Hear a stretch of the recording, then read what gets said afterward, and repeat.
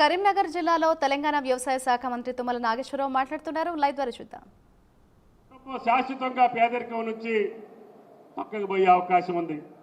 కాబట్టి దయచేసి రైతాంగ దేశమైనటువంటి మన దేశం, ముఖ్యంగా మన తెలంగాణకు సంబంధించి అన్ని వనరులు ఉన్నాయి, అన్ని సౌకర్యాలు ఉన్నాయి, అంత వాతావరణ పరిస్థితులు ఉన్నాయి, అన్ని రకాల నేలలు ఉన్నాయి.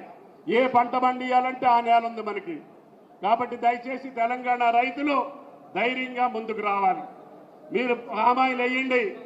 ఈరోజు 100 లక్షల మెట్రిక్ టన్నులు మనం దినానికి అవసరం ఉంది దేశానికి. కానీ మనం పండించేది 3,98,000 టన్నులు మాత్రమే. అంటే మీరు ఇంకా 97 లక్షల టన్నులు పామాయిల్ పండియాలి. ఇది మొత్తం కూడా బయట దేశాల నుంచి తీసుకొచ్చుకుంటున్నాం.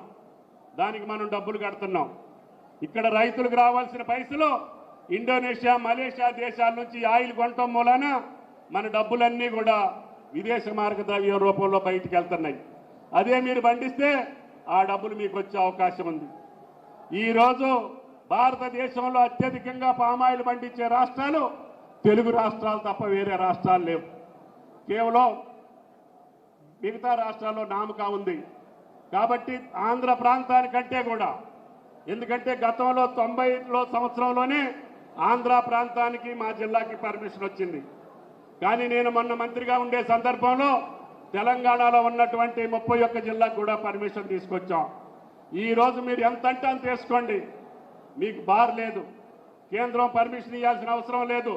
మీకు ఎకరానికి మొత్తం మీద 3-4 సంవత్సరాల్లో 51,000 మీ ఖాతాలో సబ్సిడీ రూపంలో పామాయిల్ వేసిన రైతులకు ఇస్తాం, మందు కట్టలకు ఇస్తాం, మొక్కలకి ఇస్తాం, డ్రిప్కి కూడా 22,000, 23,000 రూపాయలు మొట్టమొదటి సంవత్సరంలోనే మీకు డబ్బులు ఇస్తాం.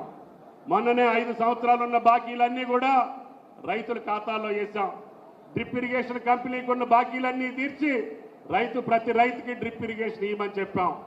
ఈ రకంగా రాష్ట్ర ప్రభుత్వం చేస్తున్నటువంటి సహాయ సహకారాలు అందిపుచ్చుకొని ఈ ఆయిల్ ఫామ్ పంటను పండిస్తే మనం తరిగిపోయినటువంటి అడవుల స్థానంలో మళ్ళీ మన సొంత అడవులు పెంచుకోవచ్చు.